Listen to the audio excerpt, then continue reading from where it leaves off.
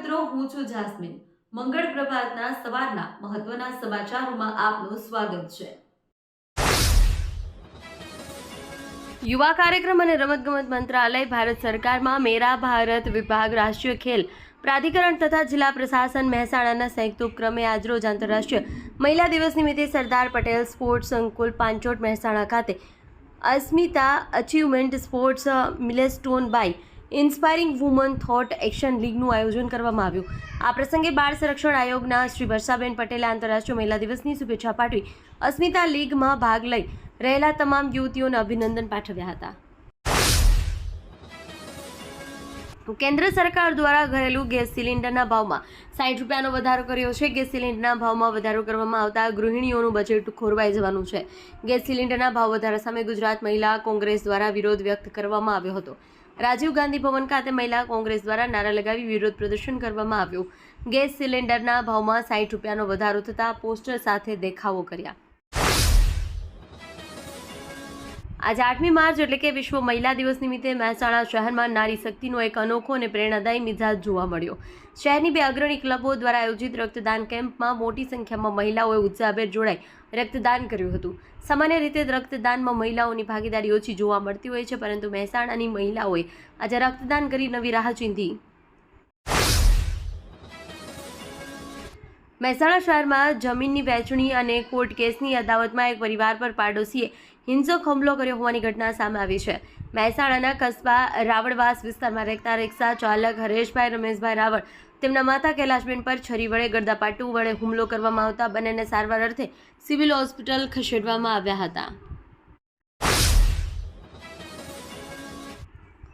મહેસાણા શહેરના મોઢેરા રોડ પર મોડી રાત્રે જાહેર રોડ ઉપર એરગનથી હવામાં ફાયરિંગ કરી ભયનું વાતાવરણ ઊભું કરનાર એક શખ્સને મહેસાણા એલસીબીની ટીમે બાતમીના આધારે ઝડપી પાડ્યો છે. પોલીસે આરોપી પાસેથી ફાયરિંગ માટે વપરાયેલી એરગન કબજે કરી કાયદેસર કાર્યવાહી. 21મી સદીમાં આધુનિક યુગમાં નારી શક્તિ માત્ર ઘરમાં ઉંબરા સુધી મર્યાદિત ન રહેતા આર્થિક સશક્તિકરણનું ઉત્તમ ઉદાહરણ પૂરું પાડી રહી છે. આંતરરાષ્ટ્રીય મહિલા દિવસના પૂર્વ સંધ્યાએ મહેસાણા જિલ્લાના વિજાપુર તાલુકાના ગવાડા ગામની બહેનોએ પોતાની મહેનત અને સરકારના સાથથી ગૃહ વિભાગ ક્ષેત્રે નવી ઊંચાઈઓ સર કરી છે.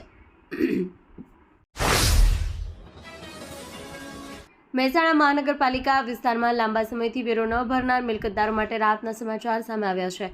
પાલિકા દ્વારા બાકી વેરાની વસૂલાત ઝડપથી બનાવવા અને નાગરિકોને આર્થિક બોજમાંથી મુક્તિ આપવા માટે ખાસ વ્યાજ પેનલ્ટી માફી યોજના અમલમાં મૂકવામાં આવી છે. આ યોજના આગામી 25 દિવસ સુધી એટલે કે 31 માર્ચ સુધી ચાલુ રહેશે. કડી શહેરમાં આંતરરાષ્ટ્રીય મહિલા દિવસની ઉજવણી નિમિત્તે જુનિયર ચેમ્બર ઇન્ટરનેશનલ કડી દ્વારા મહિલાઓ માટે સાયક્લોથોનનું આયોજન કરવામાં આવ્યું છે. 8 માર્ચ શનિવારે યોજાયેલ કાર્યક્રમનો મુખ્ય ઉદ્દેશ્ય મહિલાઓના સ્વાસ્થ્ય પ્રત્યે જાગૃતિ લાવવાનો અને તેમના સશક્તિકરણ માટે પ્રેરિત કરવાનો. ઊંઝામાં એમએન પટેલ મહિલા વિકાસ ટ્રસ્ટ દ્વારા ચલાવવામાં આવતા કાપડ ઉદ્યોગ થકી 111 મહિલાઓ આત્મનિર્ભર બની છે. છેલ્લા 35 વર્ષથી કાર્યરત આ સંસ્થા મહિલાઓને આર્થિક રીતે સશક્ત બનાવવામાં મહત્વપૂર્ણ ભૂમિકા ભજવી રહી છે.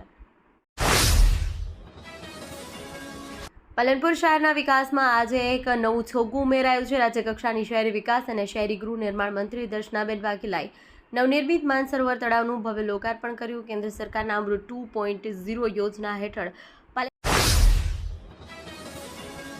ભરૂચ જિલ્લાના અંકલેશ્વર તાલુકામાં આવેલી પાનોલી જીઆઈડીસીમાં રવિવારના રોજ એક ભીષણ આગની ઘટના બની. પાનોલી જીઆઈડીસીમાં આવેલી કૃષિ રસાયણ એક્સપર્ટ પ્રાઇવેટ લિમિટેડ નામની કેમિકલ કંપનીમાં અચાનક આગ ફાટી નીકળતા સમગ્ર વિસ્તારમાં અફરાતફરીનો માહોલ સર્જાયો હતો. આજે 8 માર્ચ 2026 નરેન્દ્ર મોદી સ્ટેડિયમમાં ભારત અને ન્યૂઝીલેન્ડ વચ્ચે રમાનારી T20 વર્લ્ડ કપની ફાઇનલ મેચને લઈ આખું અમદાવાદ ક્રિકેટમય બની ગયું છે. આખા અમદાવાદમાં ક્રિકેટ કાર્નિવલ જામ્યો છે.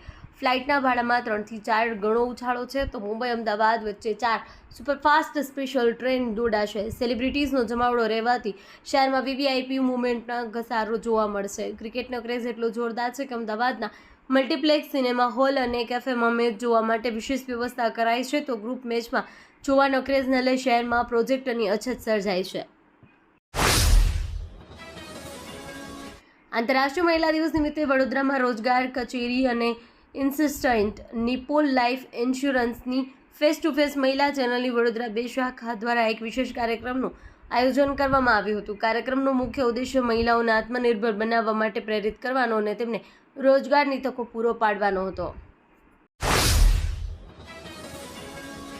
ગુજરાતમાં આગામી સમયમાં યોજાનારી સ્થાનિક સ્વરાજની ચૂંટણીઓને લઈ રાજકીય ગરમાવો થઈ ગયો છે।